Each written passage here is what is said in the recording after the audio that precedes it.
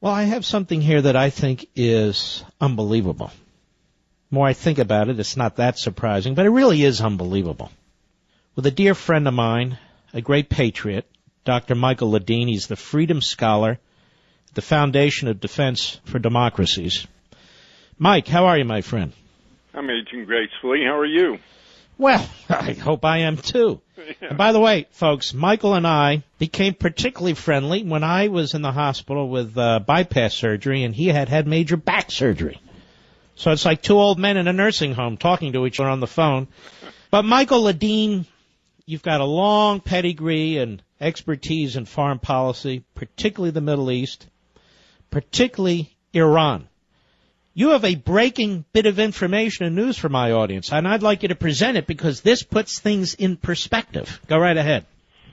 During the election campaign of 2008, that is before he was elected president, Obama sent a private emissary to Tehran to talk to the Iranians and to tell them that he was going to be elected president, and that once that happened, the whole relationship between the United States and Iran would change, because he accepted their criticism of American policy toward Iran over the years, and he was going to make things right.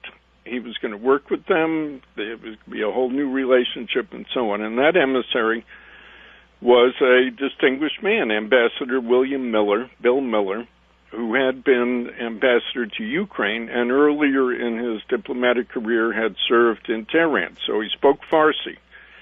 He was the perfect emissary because he agreed with Obama about improving relations with Iran, and he agreed with Obama about the legitimacy of Iran's complaints about the United States and all of that. And so Obama's effort, I've always said, I've been saying for years now, that the centerpiece of Obama's Middle East policy is an alliance, a working alliance with the Iranians. And I think if you look back over the last 6 years with that in mind, you can see that. Even today, all the various decisions that are made about the war in Syria and Iraq and so forth are all things that the Iranians welcome. And he's not doing anything that makes Iran's life difficult. He's doing everything that makes Iran's life easier. And he's not doing anything to try and stop them, really, anything effective or serious, from building these nukes, is he? No, he isn't. He isn't. All we do is talk and talk and talk, and he's lifted sanctions and made their lives easier there. And all the stuff that I see, I don't know what you see, but the stuff I see in the press and on Twitter and things like that suggests that the Iranians are just taking him for a ride. They think they can get anything they want from him. And why shouldn't they? Because he told them that they could from the very beginning, from before he was president. But here's the breaking news. You're telling my audience and me, and I didn't know this, that in 2008, before Obama became president, he sent Ambassador Miller on a secret trip to Tehran to let that regime know that things would be different when he becomes president of the United States. That's right. I've written that several times, by the way. I don't consider it a big secret. Well, it's a big story to me.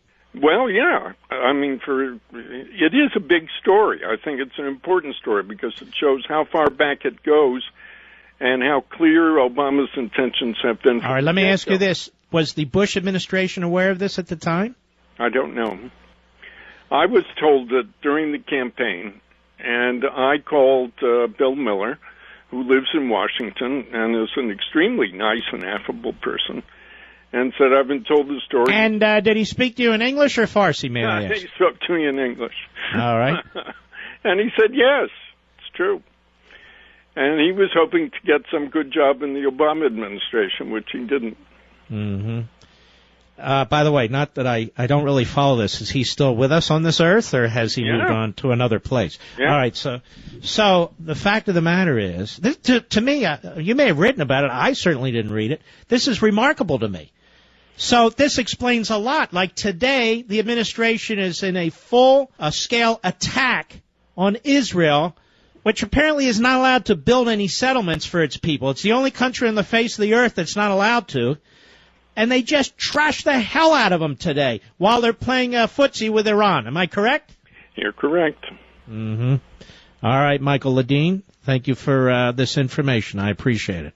Well, it's always a pleasure to talk to you. You're a great American. I don't care what they say. Thank you. That's high praise coming from you, my friend. Mark, Godspeed. All right, you too. This is remarkable to me.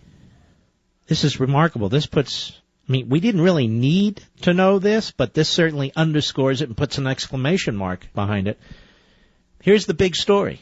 Obama sent an emissary, former Ambassador Miller, to Tehran in 2008 during the campaign to tell them that Obama would be a friend and that the whole world would change. Ambassador William Miller was sent, and as you heard, Dr. Michael Ledeem spoke to Miller, and Miller said yes. He went. I think this is huge. Absolutely remarkable.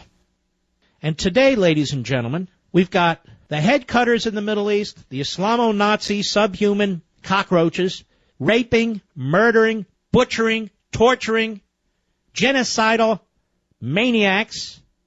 We've got one regime after another there, no better. And then there's Israel. And you know who came under attack today from your president and that administration? Israel.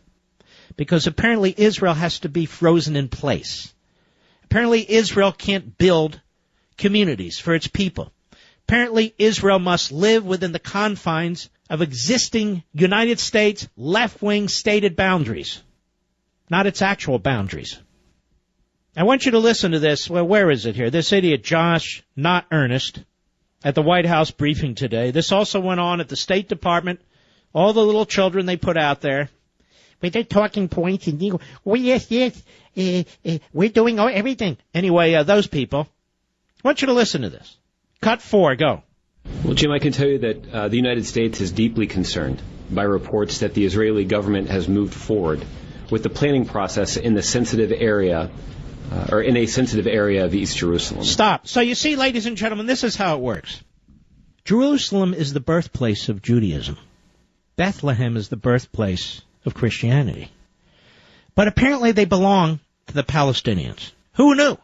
As a matter of fact, apparently the entire Middle East belongs to the Muslims, which is exactly why ISIL is wiping out Christians. What are they doing there? They shouldn't be there, should they? Or the Kurds, nobody else. That's right. The Arab Muslims, they own the whole area. The Palestinian Muslims. Now, the fact that their religion came third after the other two, we're supposed to ignore. So, the Jews have nowhere to go there. The Christians have nowhere to go there because the Arab Muslims own everything. And when they're done there, they own all of North Africa, which is why they're butchering black Christians. And, of course, they own Pakistan and Afghanistan. Now, what the hell's going on here? I'm going to tell you. You ready? I'm going to tell you like it is. And let the chips fall where they may. This president's father obviously was Muslim. His stepfather was Muslim. He's got a great affinity for Islam. More than Christianity, in my humble opinion. And none for Judaism. Really, the only Jews he likes are secular Jews, left-wing Jews, who support him because he's a Democrat. That's right, I said it, and it's true. But that's his affinity for the Muslim faith. No, I didn't say he's Muslim. And why does it matter? Can you tell me any other reason? Can you explain this behavior in these comments?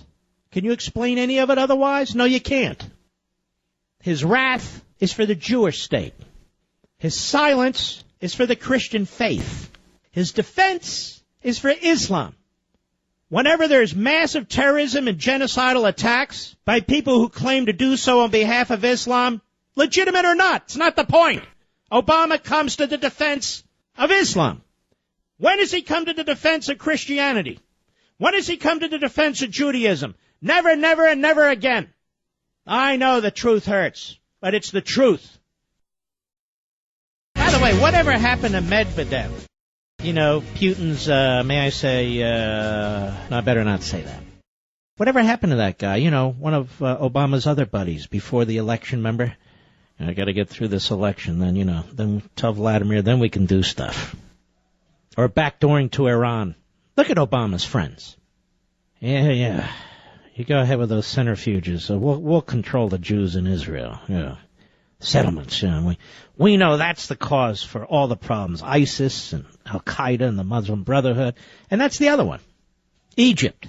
Who did Obama side with? The Muslim Brotherhood. I mean, ladies and gentlemen, after a while, a pattern means something. After a while, a pattern provides us with enough information to draw conclusions. There's only really one religion Obama ever defends. And it's the religion whose members, quite frankly, and I say this with the utmost respect, should be rising up against its fundamentalist jihadist elements. But you've got Christians being slaughtered by Muslims, not the other way around. And Obama gives a speech about Islam. You've got Jews being attacked by Palestinian Muslims. And Obama keeps trashing Israel, little Israel. Yeah, you know what, it's beyond words sometimes. It's just beyond words sometimes. And I really think he has a hate-on for this country. That's right, it's true. Hate-on for this country. Every time he goes to the UN, one genocidal regime after another, represented by one inbred after another, goes in front of the UN and talks about Ferguson, Missouri. What a schmuck, you jerk. You don't represent me. No, you don't. Sick of you trashing my country. President of the United States, for God's sakes. It's like counterintuitive. You're President of the United States. Don't you get it? I know, Ebola. I'm supposed to talk about Ebola and Ebola and Ebola and Ebola. Sounds like, quite frankly, an Italian dish at a restaurant. A bowl of Ebola, please. But I'm lactose intolerant, no cheese. I'm not making light of it. I'm just saying, got to learn all these new things now. Ebola. We never had Ebola. Tuberculosis. We conquered tuberculosis. Guess what? They're back. So, you would think warning after warning after warning after warning, starting with 9/11, various diseases being imported into this country, didn't just happen. We're not just having outbreaks of tuberculosis because it's the thing that goes on because of global warming. No, it's because it's coming into the country by other human beings who love us. I want to ask CBS News a question. I want to ask CBS This Morning. I want to ask Charlie Rose a question. Do you have any self-respect whatsoever? Any whatsoever? I'm going to play for you, ladies and gentlemen, an audio clip of CBS This Morning. Hat tip Breitbart. University of Southern California medical professor Dr. David Agus. And apparently he gives advice or something to that, Mr. Producer, to the CBS News morning program from time to time. He's their contributor. He's their official contributor. And I want you to listen to this. Cut one, go. So we have the Ebola virus in Africa, and we now have this virus. What's going on? Well, the world is flat. Is that, right now, anybody can get on a plane and end up anywhere in this country and spread these viruses. And we have to be aware of it. We don't know exactly why there was a dramatic spread this year, but something is happening now. We have multiple viruses, and together with global climate change, things are changing in the virus world, and we have to pay attention. Global climate change? Have you ever heard so many jackasses in your life? Global climate change? That's what's spreading multiple viruses? That's why these things are happening? Global climate change? Does the idiot know that there hasn't been global climate change in 20 years? That we've had record cold temperatures in place after place, country after country? And this is the guy they hold out as an expert. This tenured professor, University of Southern California medical professor, Dr. David Agus. Charlie Rose, shame on you, doofus, with all due respect. Yeah, that's right. Global warming, that's the Ebola. Oh, good Lord.